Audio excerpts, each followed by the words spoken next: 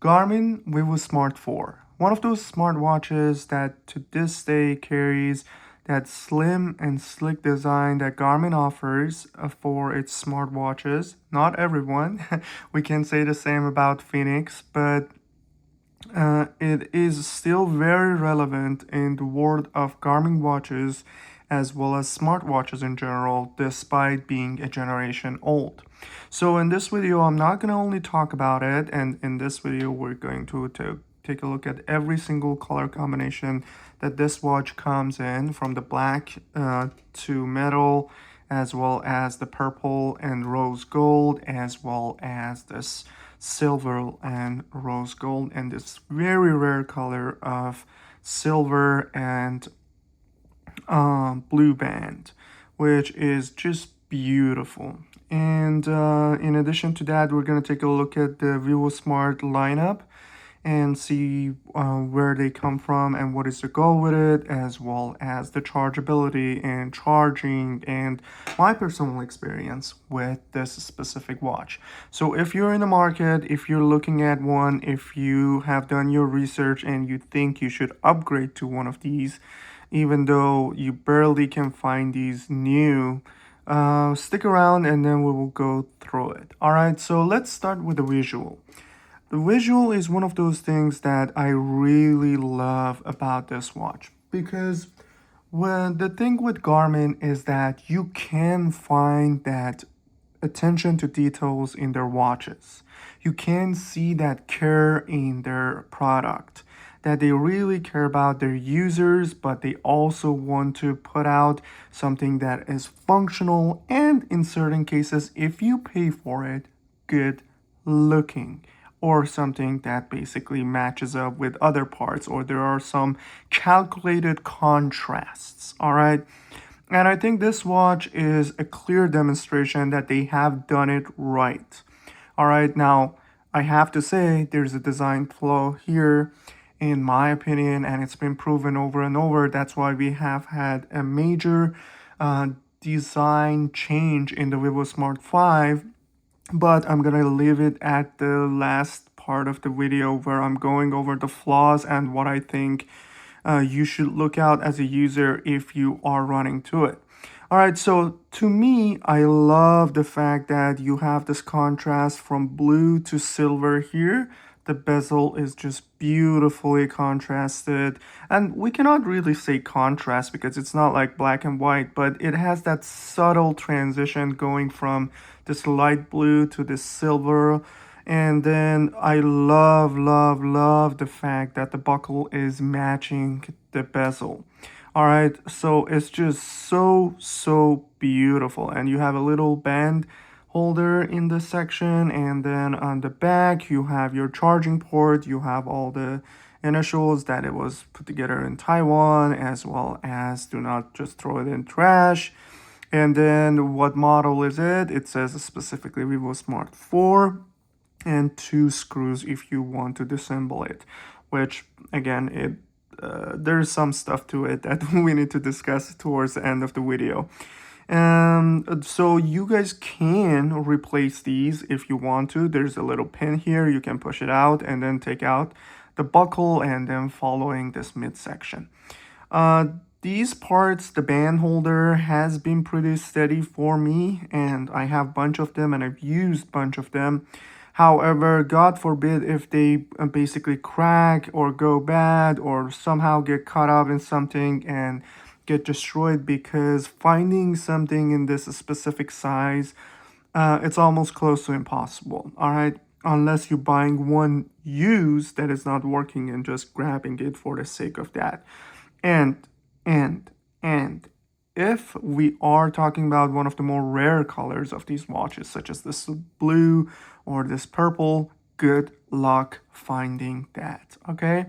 Because it's just going to be so much harder to find these watches not working for you to grab a part from. So there was even one advertisement of this guy just selling the bezel and the buckle alone and was asking $20. And guess what? It got sold within 5 days. All right. So that's the design. I really like it. I like how slim it is. I like how slick it is. the thickness or the profile is not that much. If I put my finger right next to it, you will see and get a general ideology. Or if I put it on my wrist, you will see that it's not that thick at all, and my camera is preferably super close to my wrist, and it still doesn't show it. Again, the profile is perfect. The weight of the watch is pretty much very light, and again, I love the attention to details. Attention to details just shows me that I'm buying something quality. All right, so that's about it. Now let's go over the user interface and how the watch works. Obviously, in the back you have your sensors, and these are not the oldest sensors or like the super old one that you will get on, for example, Phoenix 5, or like what was the generation before that, the Phoenix 3 or something like that. These are perhaps some of the more modern sensor lineups that Garmin offers. However, being a Vivosmart, of course, you're not going to get all the advantages that you might get on a regular watch, okay? Or higher end Garmin, I should say, from a regular watch. All right, so let's talk about the screen, because one of those flaws are here. However, as I said, I'm not going to talk about the flaws with regards to the design. That's going to be the last section. But I want to address this one right now and right here because it really bothers me. I've received a ton of messages anytime I basically was tired of one of these and wanted to sell them. And it's the screen frame per second, basically. So if I click on it and if I hold it to the camera, you see the flickering going around. And that's the same thing if you're trying to go to a different page or like even go to this setting. All right. So the thing is, that's one of the issues with these watches. They just use such a cheap quality screen that even it has difficulty basically showing its correct information on camera, and it always has this flickering because the frame per second is much lower. Now, and another thing is that I get it, like they were trying to stay within a certain budget, and they also wanted to save as much battery as they can for the users, so you only have white and black background, right? So this way user is saving more on the battery life, and then they are perhaps happy. But this is just too cheap. This is just too cheap of a screen that they used, and I'm so thankful that they fixed it on Vivosmart 5. All right, Vivosmart 3, in my opinion, was even a disaster of itself. All right, so but when it comes to the main aspect of why one would purchase this watch, and it's basically getting the correct and accurate results from this watch, and basically being provided with enough information that they feel like they're in control of their body, they're in control of what's going on, and the money that they spend is basically providing them with a reasonable amount of features. And if we are looking at it from this perspective, which I'm sure Garmin engineers were looking at it from this aspect as well, something slick, something slim, and not too expensive because it's a Vivosmart series, but also basically provide the users with accurate information. It is basically water resistant and durable enough for a daily activity, and sometimes more harsh ones like they go for a camping or something like that, as well as providing them with correct information. This one does it all, or enough information, I should say.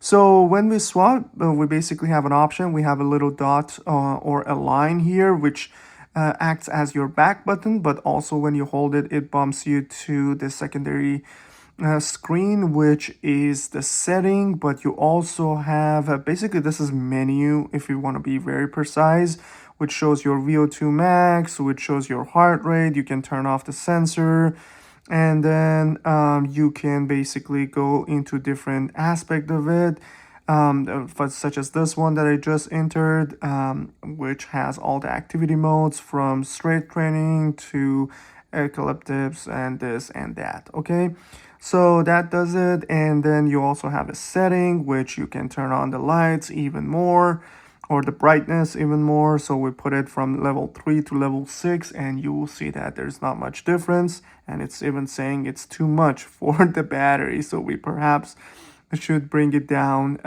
to basically what they will perform is a better setup. Okay, so we go with 3, and then yeah, you have sleep mode, and then you can go on the eye and see more data about your watch, the specific model number and everything else, how much you want the vibration to be, and etc etc. Okay, obviously this one being a Vivosmart, it is continuously connected with your phone via Bluetooth.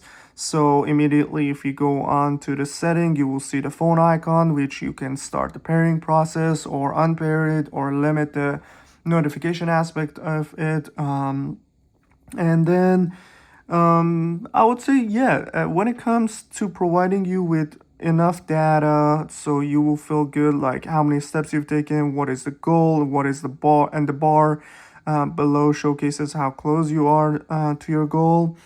And then you go on how many stairs you climbed, as well as how much you've been active weekly. It shows the weather in here, as well as how many messages you got, or if you have any messages on your phone. The heart rate is indicated here. I think this one is measuring the stress level, as well as measuring your heart rate from, I think this one comes down to the body battery that Garmin is very famous for.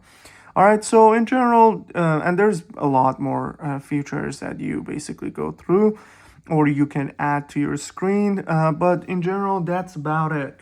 And I would say, again, it's very efficient to say the least. With the screen just having two colors, with the amount of information you're provided, with the sensor that you're provided, and overall, keeping the theme of a slim and slick device, this is really, really a good device. All right, so now let's jump into the chargeability and then how does that work. So you basically have this charger that is specific for this generation. What they did is that they added one extra nipple towards the bottom of it. So with the previous generation, I believe it was only 3, and with this one you have 3 and then 1 added towards the bottom. And then your charging port is in a weird position, but still works very well. So it's all the way on the top. You have 4 dotted thing. You basically open it up, you go in, and then you want to make sure that both sides of the charging cable or the charging connecting part is grabbing the top portion of your band. Okay, so very top portion. This is where your bezel ends, and this is your band starting portion. All right, so it charges up, and then with some of the products, buying an aftermarket charger makes it different because the magnetic parts, especially if we're talking about Fitbit, is going to be weaker. But with this one, I found no difference. So feel free to basically go with an aftermarket charger if you lost one instead of spending so much money in order to purchase the OEM one. All right. And then so let's talk about the flaw. Let's talk about the flaw that these devices have, and unfortunately, every users can agree with that and or have dealt with the issue. All right, in addition to the screen, which we talked about, I think one of the biggest flaws with this device, which thankfully they fixed with Vivosmart 5, is that basically if anything happens to your band, like you have a cut here or here, especially this section because it's being used so much, you basically have to throw away your watch. All right, there is no way for you to just replace the band. I know you see 2 screws here on the bottom and the top, and then you're thinking to yourself that, oh yeah, I just loosen the screws and then take the watch off and then replace the band. No.